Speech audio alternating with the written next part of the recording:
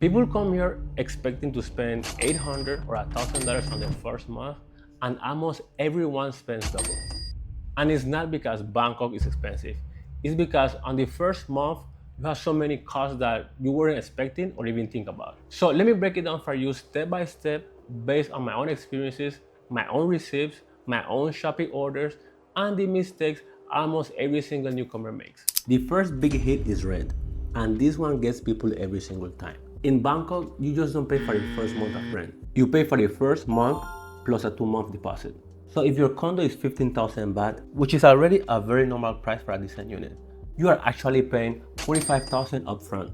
You can be mentally prepared for rent, but 3 times the rent on day one, most people are just not ready for that. And here's the thing, some landlords and agents will even add little fees, like cleaning fees or key card fees, stuff like that. It's usually not a crazy amount, but when you are dropping 45,000 baht, everything feels expensive. Trust me, that first payment hurts. By the way, if you want a full breakdown of the best areas to live, where to rent, what you should actually be paying, and how to avoid scams, I put everything inside my Bangkok starter pack, link in the description below. Another expense is buying essentials. Yes, the condo is furnished, bed, couch, table, maybe a microwave and a fridge, but it's not move-in ready. It looks nice in photos, until you actually start living in it, because now you need all these small things. When I moved in, I had to buy pillows, bed sheets, blankets, a trash can, detergents, hangers, cleaning wipes, spray, a mop, plates, cups, knife, forks, cookingware, drinking water, soap, shampoo, sponges, a drying rack, adapters, extension cords, a fan, storage boxes, and a bunch of other things I didn't even think about until the moment I actually need them. And the funny thing is that you think you got everything on your first order. But no, my first Shopee order was like around 2,000 baht. Then the second one, then the third one, then I forgot to buy this order. Then I just saw this recommended item order. And before I even knew it, I was like 6,000 or 7,000 bahts deep on Shopee orders. 6, 7! And actually, that's normal. Everyone goes through it. And this is something that nobody tells you. Your first week or month in Bangkok feels like you are buying something new every single day. It's like your condo is teasing you. Oh, you thought you were done? No, you gotta buy this, and this, and this other thing that you didn't know you needed. You can go to IKEA or Lotus and buy everything in one go, but honestly, online is cheaper, easier, and everything gets delivered. Just be ready to spend at least 2,000 to 5,000 baht on essentials, minimum. And I know what you are thinking right now. You can get all this for super cheap on Facebook Marketplace and secondhand groups. And that is true. People are always living and selling everything for a fraction of the cost. But here's the question. Is that what you really want to do on day one of your new life? Buy someone else's used pillow? Sleep on a secondhand mattress? Personally, when I move to a new country and start fresh, I want my pillows, my bed sheets, and my sponge to be brand new. I would rather spend an extra 2,000 baht for the feeling of a truly fresh start. The peace of mind is worth the money, trust me. Now let's talk about transportation. During your first month, you don't know how to move around the city efficiently. You don't know which roads have traffic, you don't know which BTS exit is closer to where you live, and you definitely don't know which alleys to take to avoid the sun. So naturally you use Grab, a lot.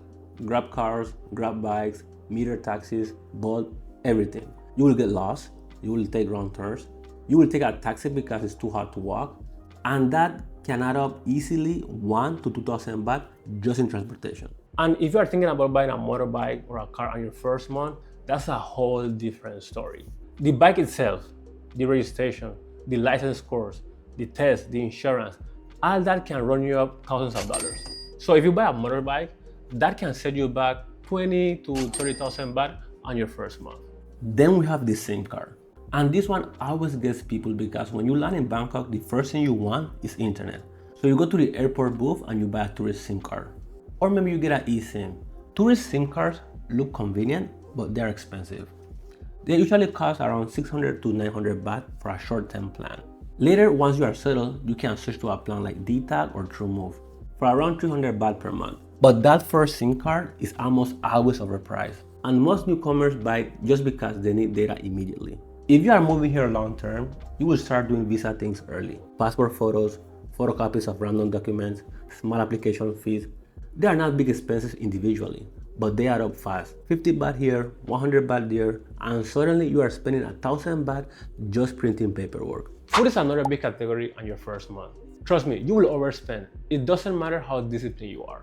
Because you don't know where the cheap stores are yet, you don't know the nice places near your condo, maybe you don't trust the local restaurants yet, or you don't know what places are overpriced, and you still don't have your cooking routine, so you will overspend. So naturally, you eat out a lot.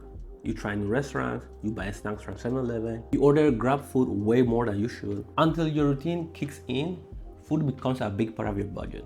Electricity is also higher on your first month. You run the AC longer because you are not used to the heat yet. You stay at home more because you are still settling. You do more laundry. Sometimes you don't know how to use the AC efficiently, so you blast the AC all day. So the first electricity bill always feels higher than whatever you expected. And then the unexpected cost. This part hits everyone.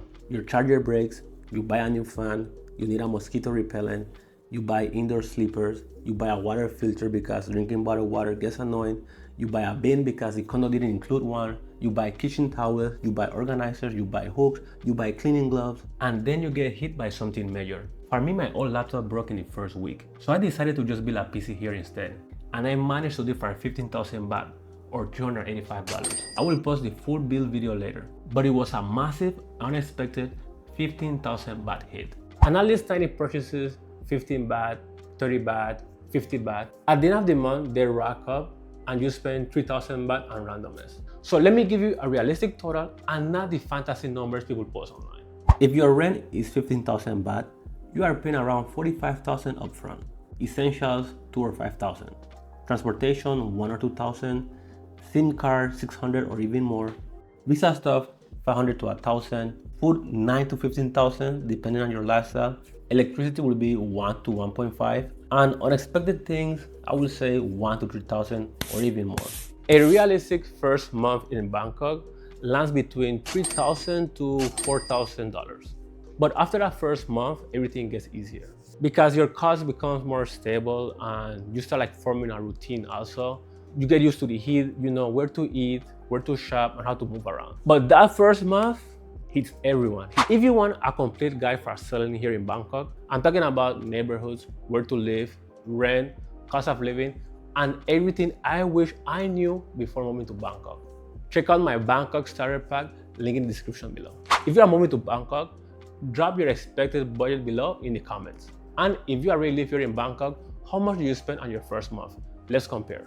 That's it for the video, guys. If you like this video, make sure to like, comment, and subscribe, and I will see you on the next one. Up anymore. I know you only want me when you're drunk and feeling lonely. Don't text me things you don't